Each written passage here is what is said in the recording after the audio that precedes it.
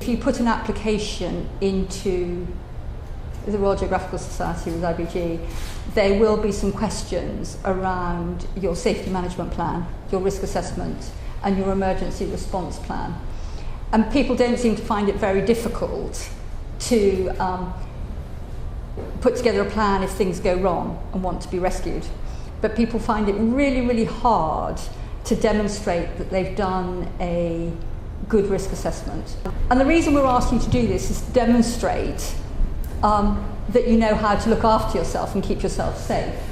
And we want you to decide what sort of support you need in the field to keep yourself safe. And of course, if there's a group of you going, then you have a moral responsibility to each other to come back safe and sound. And I'm sure those of you who are lucky enough to have parents and friends and family, they'd like you to come back without life-changing illnesses or damage to yourself.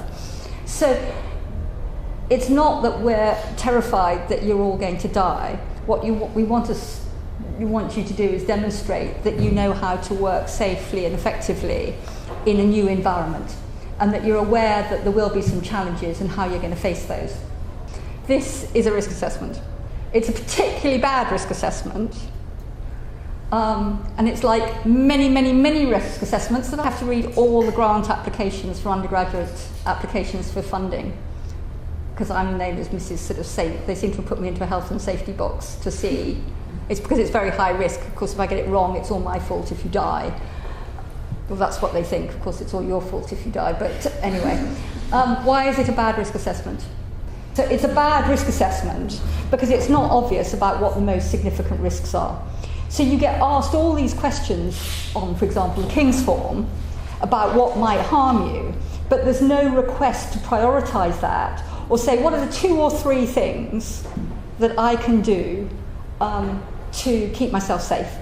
For example, with our gap year scholars, we used all this technical language and everyone was getting stuck and no one knew how to do it. So we said, well, what are the 10 most things that are most likely to go wrong on your gap year, and what are you going to do to avoid those?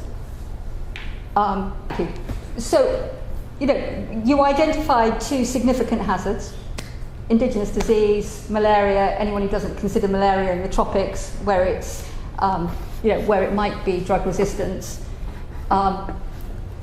risk of personal attack, and then your control measures, the things you were doing to prevent those happening, were to take malaria prophylaxis, i.e. pills. Hopefully you were covering up at dawn and dusk to stop the biting. And if you were in a high incident area, you might carry a test kit, so that if you got a disease, if you got a fever, and it was 10 days after you arrived, and you didn't want to have to traipse back to a doctor, you could actually test for malaria yourself, and then perhaps know how to treat it.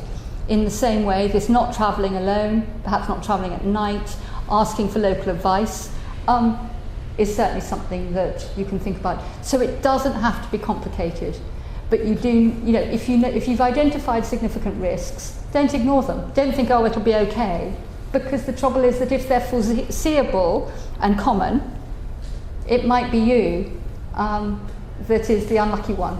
So there is something you can do about it. There are lots of things in life that you can't do anything about, and probably not worrying about, but where you know they're significant, not only identify them generally, but look at the specifics. So you did a really good thing. You were saying, I know which areas are unsafe.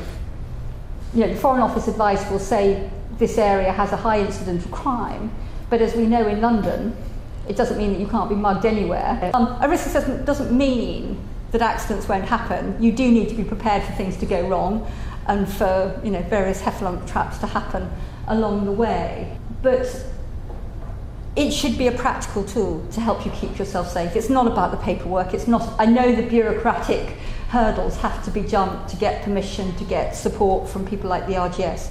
But the real thing is about keeping you safe and you keeping yourselves safe. And if there's a group of you, get everyone involved. Don't one of you take responsibility, because it's a shared debate about the best ways of keeping yourself safe.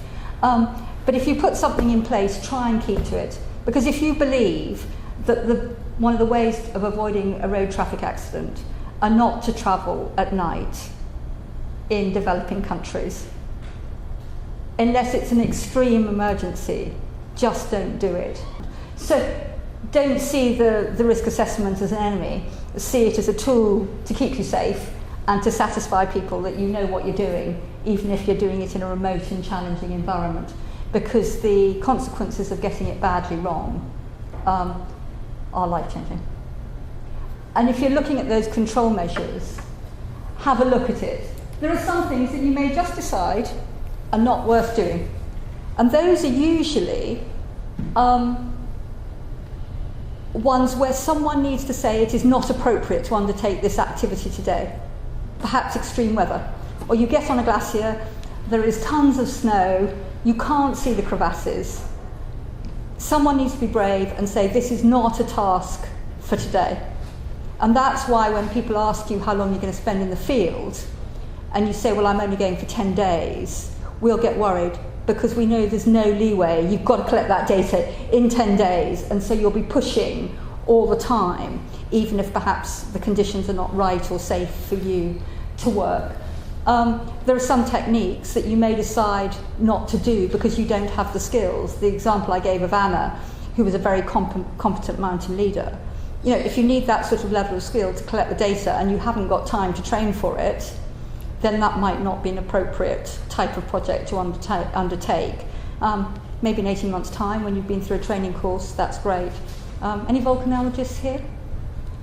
Yeah, the volcanologists give me the EBGBs slightly, because they do, you know, they go and stand on the edges of craters, and, you know, I'm not sure that they have really got sort of consensus about the best way of keeping safe. But sometimes collecting data you can do in a different way.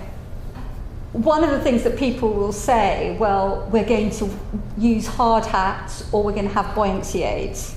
But as you can see from the least effective, actually using what that's personal protective equipment is not a hugely effective, because if a boulder the size of a house drops on your head, or it jumps off and ricochets into the side of your head, some little tin helmet is not going to help you. There's no doubt that helmets are very good, as you know, for cycles and everything else. And the brain is the one thing that we're still not very good at repairing. We can repair lots of other things, but not the brain. We're going to call out the helicopter when it all goes wrong.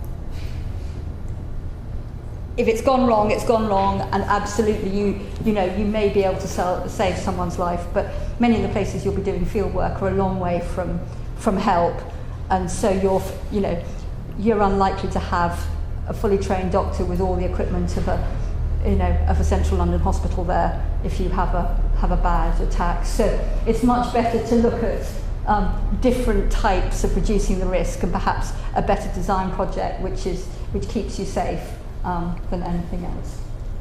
There is a British standard, which I am deeply involved in, which helps benchmark safety, particularly of providers. And people like Operation Malaysia and other providers do sign up to 8848. The university, UK universities have actually developed their own guidance based on the British standard, which is called very excitingly the USCHA, USCHA, University Safety and Health Officers Association.